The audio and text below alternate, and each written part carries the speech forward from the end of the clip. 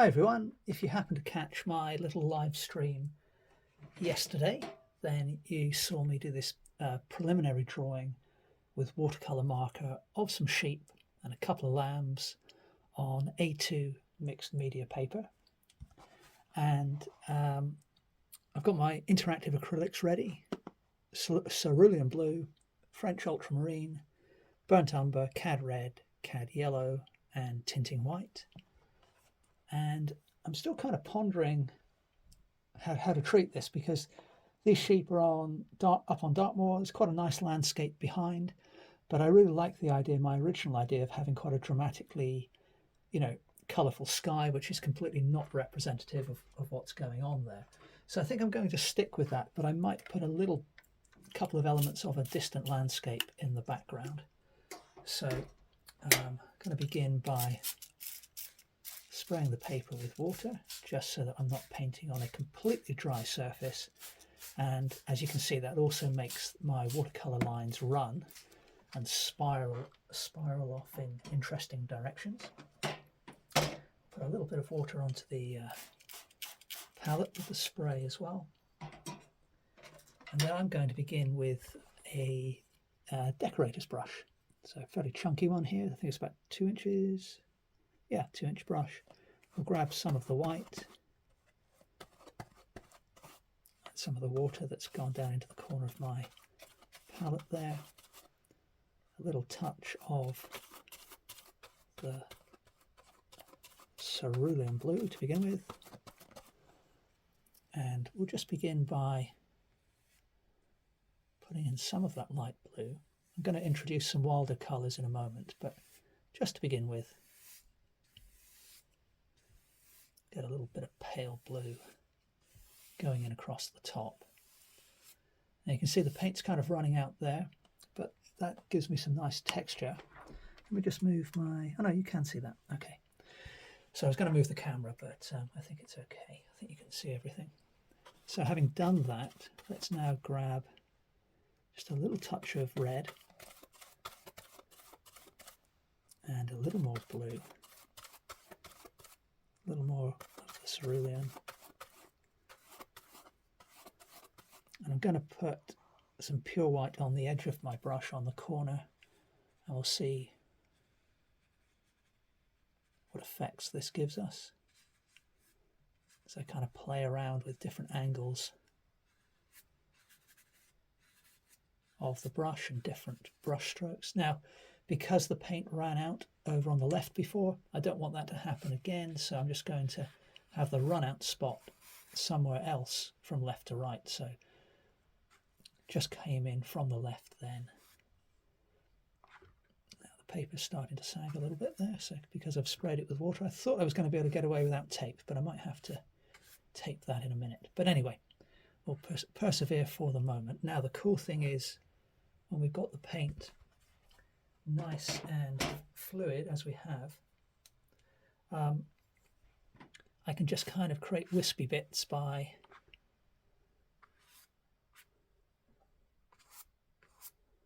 teasing the edges of those marks out.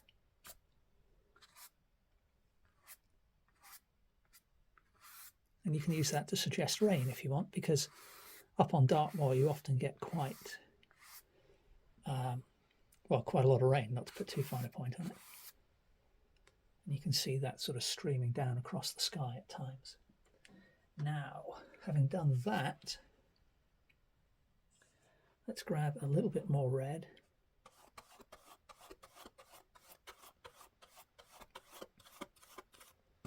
Mix that in with the white. And I think what I'm going to do is just leave a little bit of bare paper between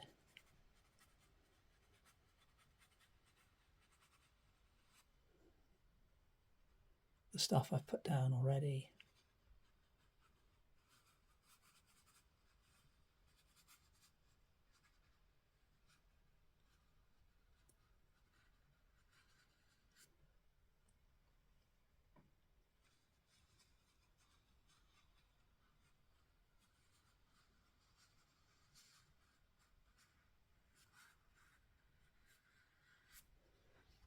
And the stuff I'm putting down now So we've got some rather strange and dramatic lighting going on in the sky, but that was kind of the intention.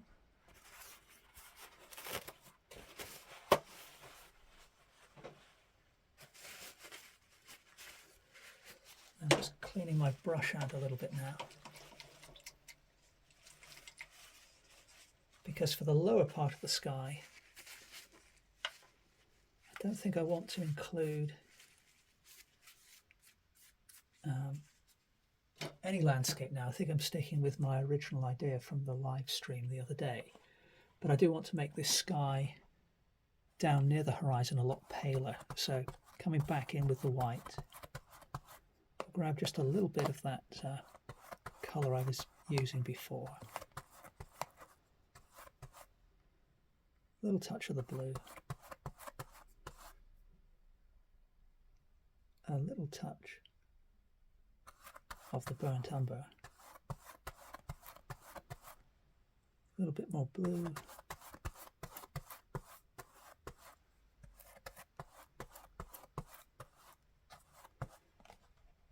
and we'll see what this looks like. And sort of going against convention a little bit perhaps, I'm just going to, as you can see, put in some vertical brush strokes for the distant sky. It's still not quite as light as I would like, so I've just added a little bit more white.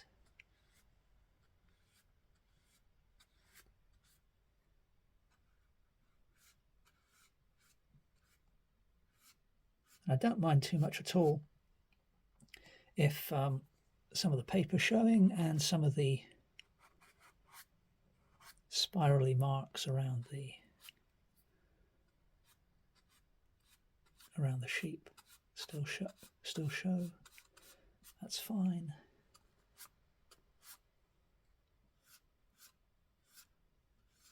Bit of red left on the brush there. Didn't manage to get that. Let's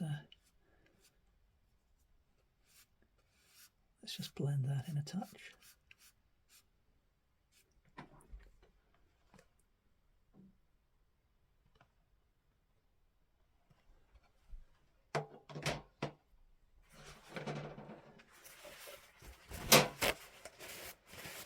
Okay, so we've got the beginnings of a sky there. I'm not sure whether I'm going to keep the red as strong as it is.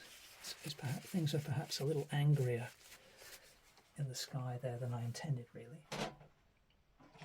But we'll come back to that in a moment. What I'm going to do now is grab some of the cadmium yellow and mix that in with what's left of the white and a little bit of that reddish colour. And we'll use this colour to block in very quickly a textured layer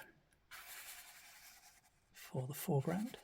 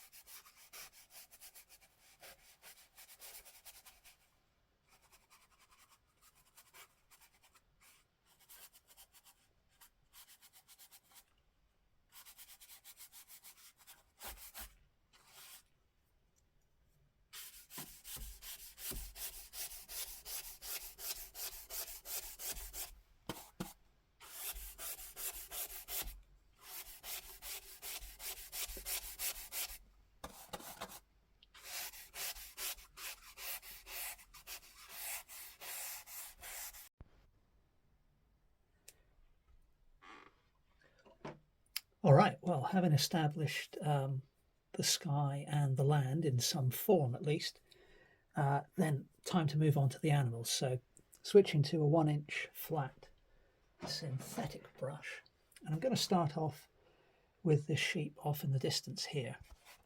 And I want this animal to almost disappear into the sky, really. So I'm going to take some of the tinting white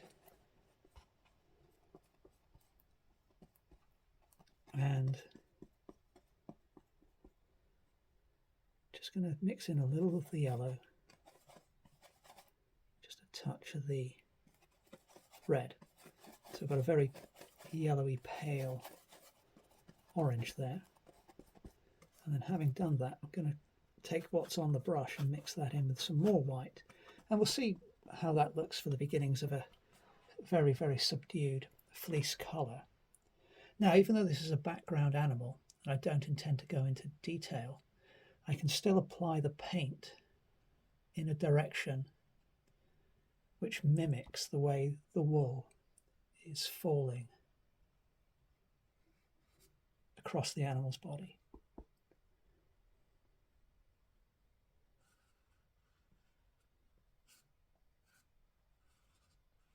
But again, without being too fussy about it.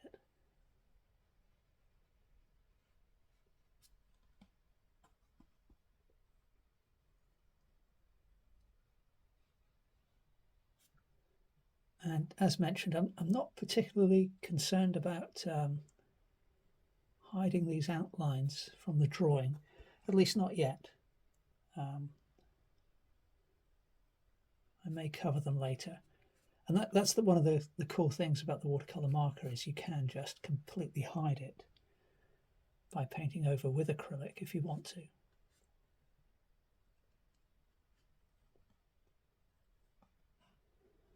Okay, so I quite like that colour so far. Now I want to introduce a little bit of shadow where the head is casting onto the chest of the animal. So I'm just grabbing some of the cerulean blue.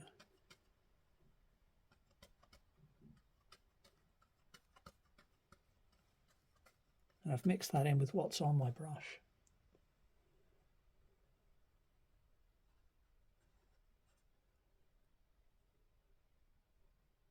So I'm not really mimicking exactly, or not at all really, the colours on the animal,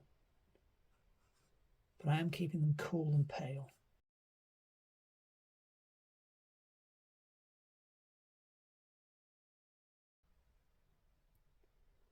And we can use a little bit of that to hint at a little bit of shadow there. So hopefully it's just enough to begin to suggest a sense of 3 dimensions. Now I'm going to keep that colour, that pale fleece colour, on my palette, because I'll probably come back to some variation of that. But before I go on to another animal, I want to address the head of this one.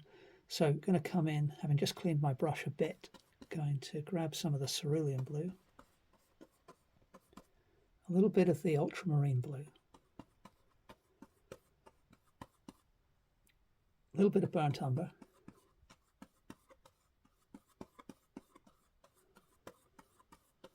and we'll grab just a touch of white, just so it's not too dark.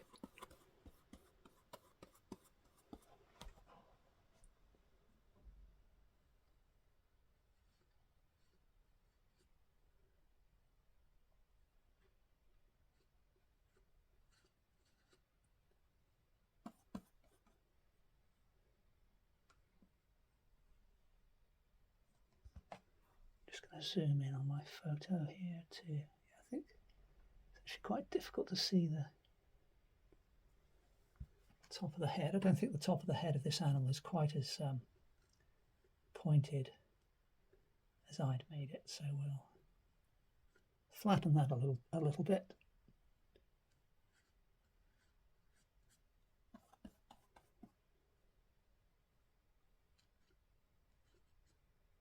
Now the temptation is perhaps to start putting in things like a mouth and nostrils and eyes and things, but we're going to resist that for the moment.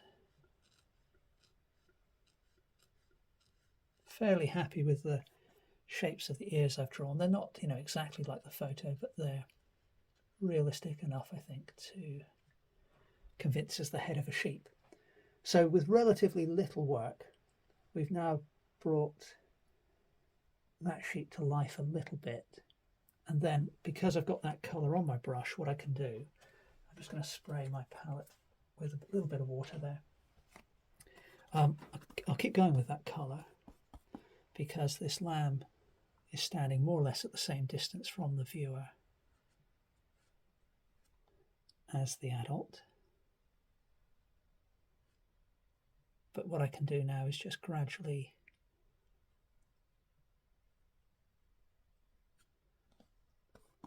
refine the shape of the head that I'd put in, fairly crudely with a watercolor marker, and I can get the paint off the brush, put a hint of an ear in there going off to the left, and the other one's more or less hidden in the silhouette of the dark head. So I'm not going to do any more to the head there, but again I'm just going to wipe my brush off.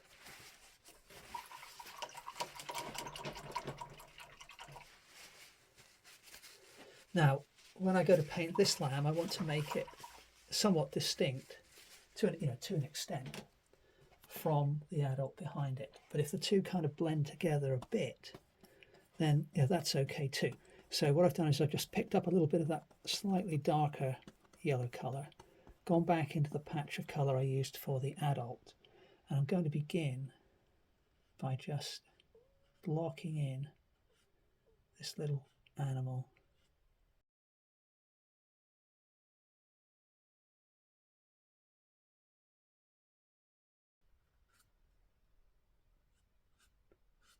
With that colour. And at the moment I'm going to leave that like that. I might need to refine the shape of the head a bit. Just trying to remember which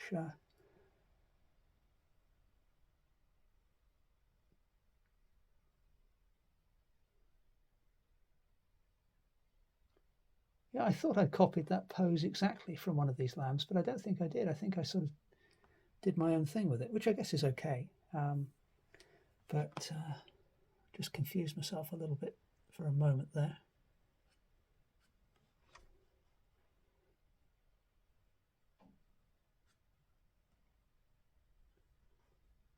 There we go. That will do for now anyway. All right then, so on to the next two lambs. Now these two I want to bring forward from the background too. So the question is how to do that in this particular case. So I'm going to put a lot more white in there, and I'm going to grab a little bit of burnt umber, and we'll begin by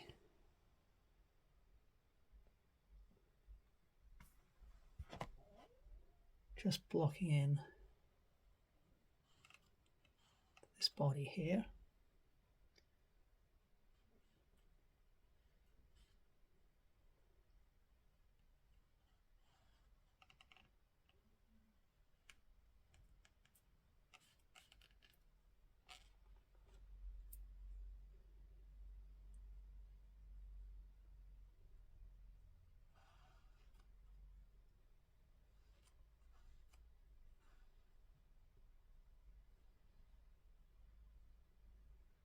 I'm just making a few adjustments again to my very simplified drawing that I did the other day.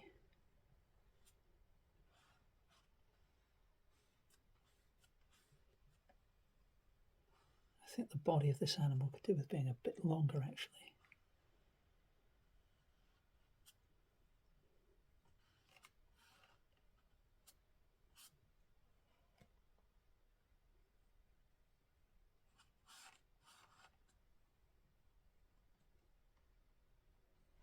Again, for a first application of paint, that will do, I think. So now I'm just cleaning the brush again, and I'm going to go back to the darker colour I used, but I'm going to make it a little darker again. So I've just managed to get blue paint all over my hand. 1 second.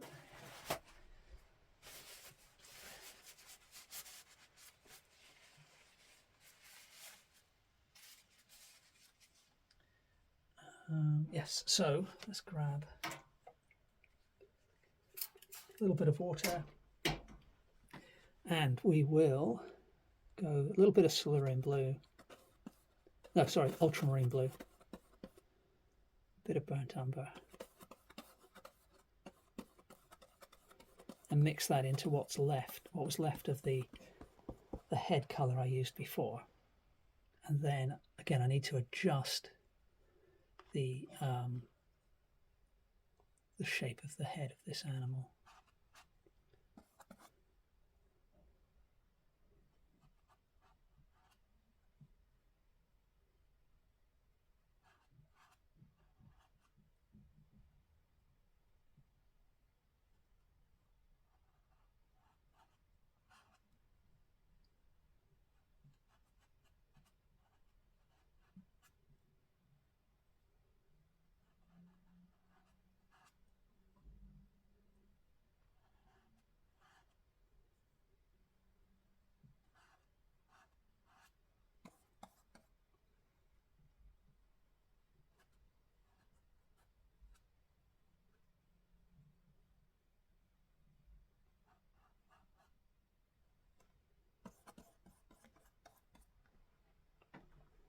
And then we can come down to the legs.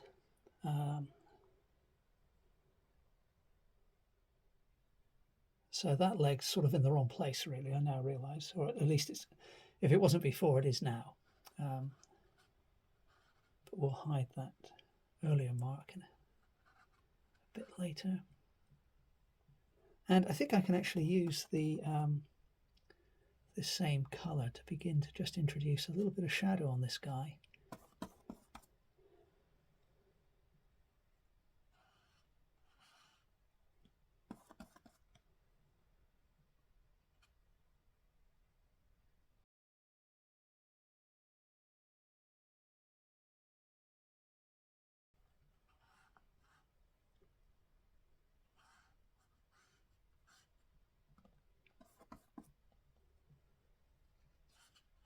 And then that's going to allow me to pop in the rear legs as well with that same colour.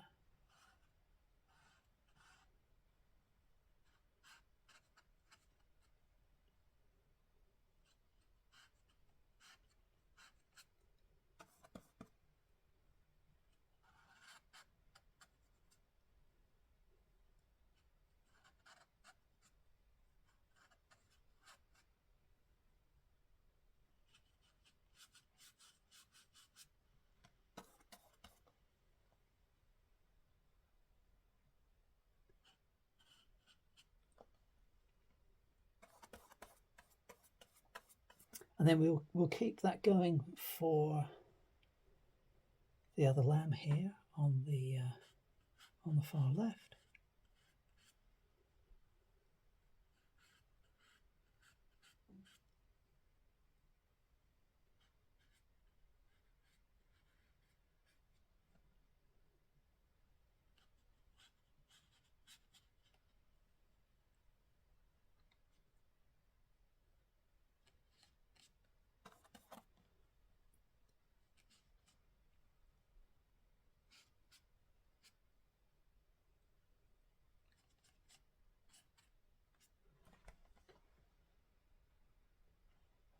So that started to bring the animals on the left to life a little bit. So now we can go ahead and work on the sort of star of the show, as it were, and put some colour on the bigger animal in the foreground. So I'm just adding a bit more burnt umber to that bluish mix that I used for the head of the others, for the heads of the others, I should say. And let's start with the head here.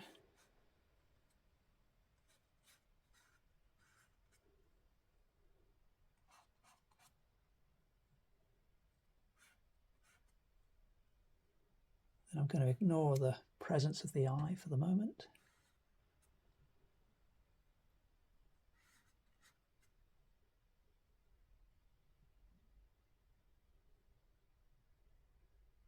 And it's not quite the right colour, but I'll just hint, while I've got this colour on the brush, I'll hint at some shadows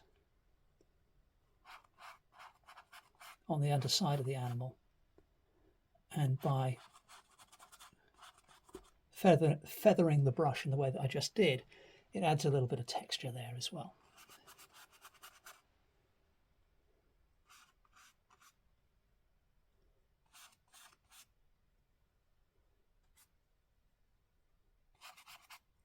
Now, as you can see, my paper's starting to buckle a bit, so I need to leave this to dry out, and then I'll perhaps tape it down a bit later. But before I actually do that, what I'm going to do is just try and get a layer of paint down on everything, just so that I, continue to work on the painting as a whole. So let's grab some more yellow and mix it into that sort of pale fleece colour I had before. Just grab a little brush corner of the red, just a touch more, a bit more again. There we go. A little bit of burnt umber, a little bit of cerulean blue. I'll mix that in with some white.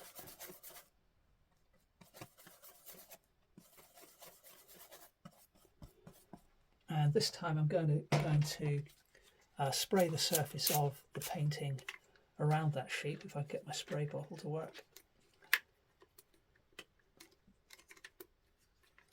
Oh, it doesn't seem to. There we go.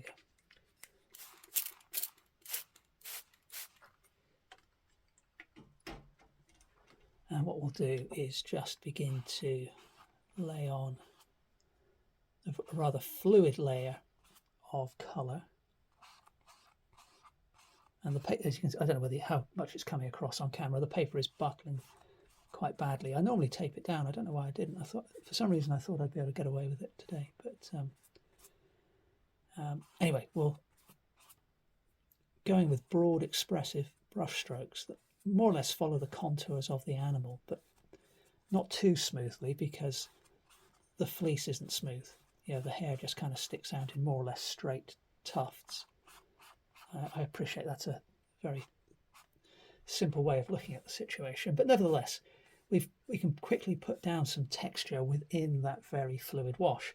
And now if I grab some white onto my unwashed brush, with a bit of luck, I can paint into that wet and introduce the beginnings of a lighter area on the back.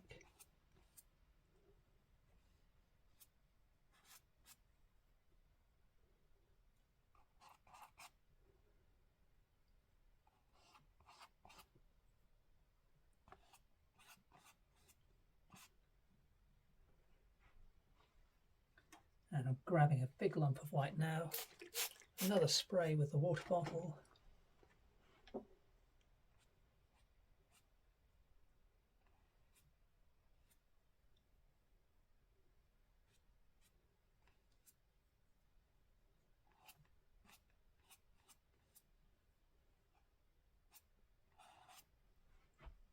Some more white, putting it on rather thickly this time.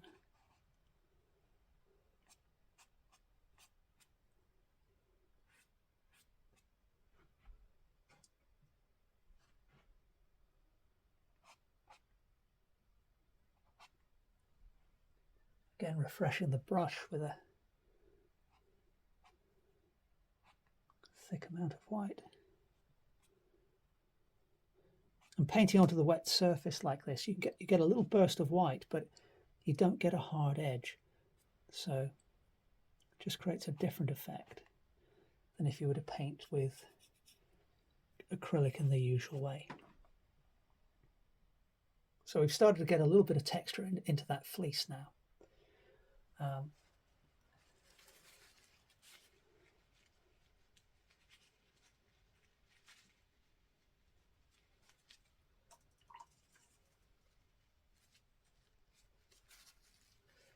Now I'm thinking, I'll just wash my brush out, and if I can find the tube of white paint, there it is. What I'm going to do is just add some more pure white to my palette.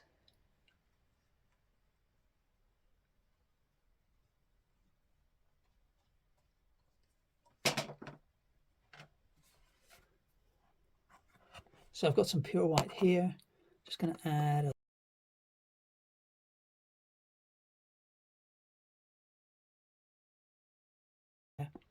and let's just come in with the smaller brush, even though the painting is still buckled.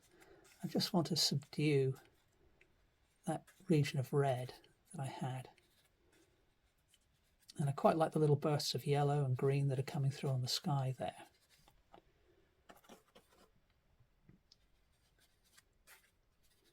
Just sort of harmonize the colors a little bit, but leave some of that red showing through.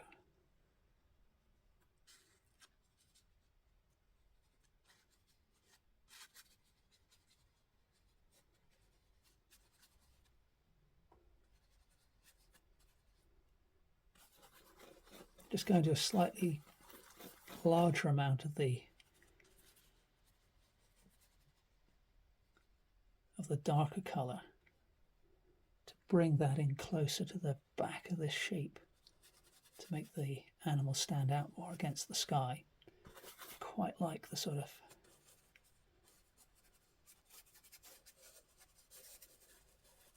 darker grey that that's giving me.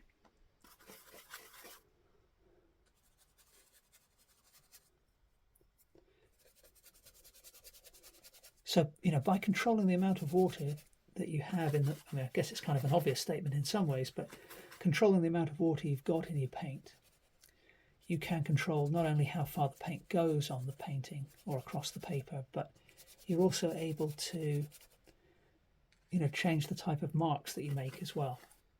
So I'm getting kind of dry brush and hard-edged shapes here, but the dry brush allows me to sort of feather away those hard edges. Whereas painting wet on wet, as I was doing earlier with the fleece of the main sheep, that gives you very, very sort of soft effects, translucent effects.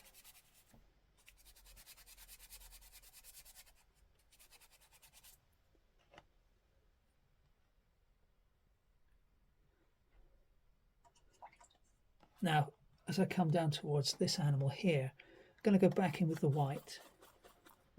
Pick up a little cerulean blue. I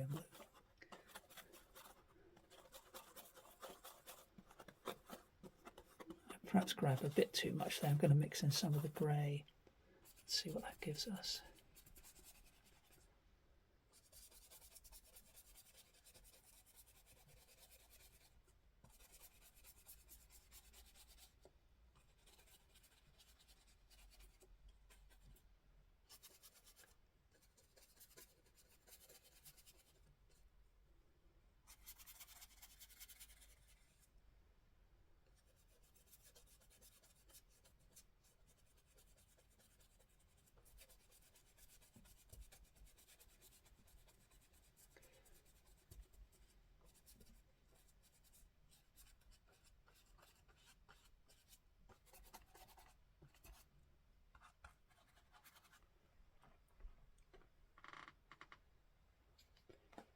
Now things are looking really quite stormy there, but I quite like that. I just need to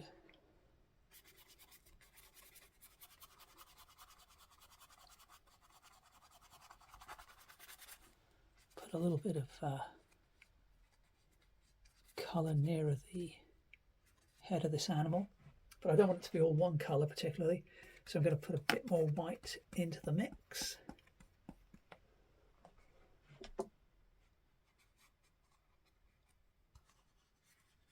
Break up some of these blocks of colour, come back across the darker stuff that I've put in.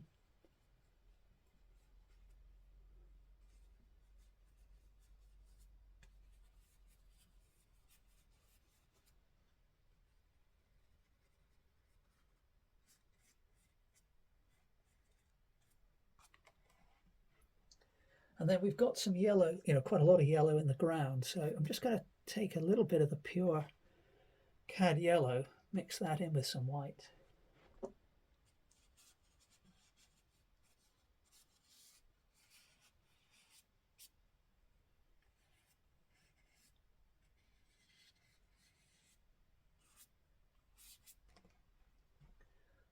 And then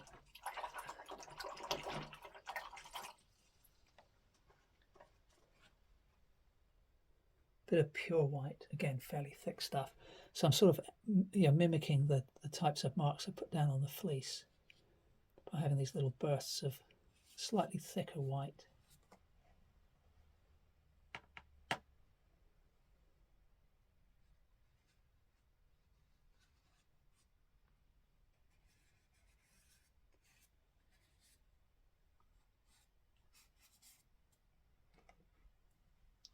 And then we're getting close to sort of what I would say the first stage of the painting being finished. So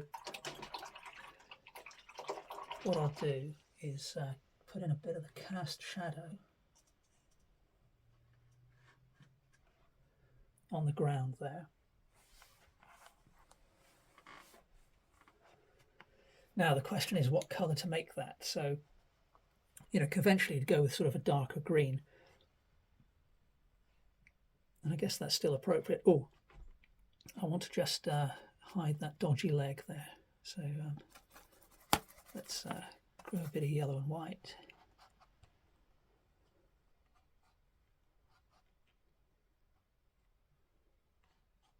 There's still a few corrections to do on this little lamb.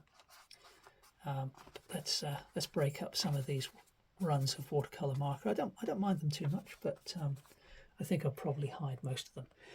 Anyway, so we've still got a bit of yellow on the brush. We haven't used much ultramarine blue. Let's grab some of that. Mix that in with a bit of that brown. Let's see what that looks like as a shadow. I think that might be quite dramatic.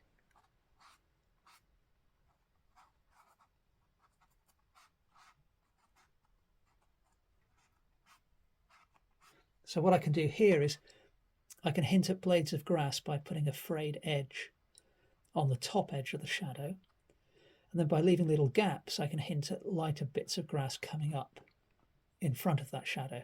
So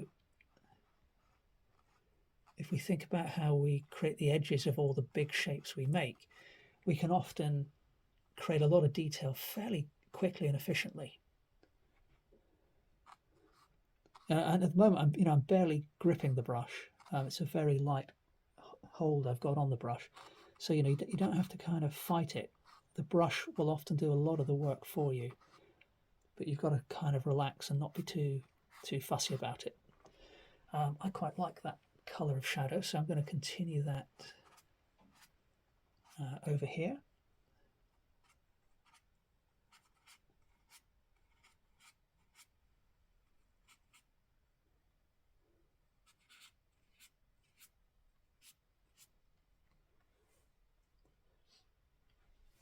And I think I am actually going to let things dry completely now.